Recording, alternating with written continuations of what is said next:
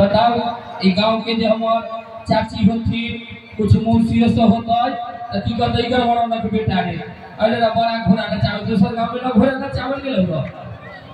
जे शादी ब्याह का दिन है अगर हो कहा तो तुम भी कहो। हां हो बाबू भैया आहा सब की इजाजत है कहियो जे बरदावा हो गई से हाथ उठबो आई मौगी के जे पीछे लगवा भतार हो गई से हाथ न उठाओ उठाओ तो जे मर्दावा हाथ से दिन का 10 को मर्दावा है तू करियो भी एक काम कर पक्का तू एक बार आ गाड़ी दे कर देखी तो पक्का बिना हाथ गोड़ धोले हम न चढ़ गेली त बिना बाप के दबा की दवाई हमरा से होगी ठीक है रहरी के तीन पत्ता रहरी के तीन पत्ता तीनों का चमारे तीनों का चमारे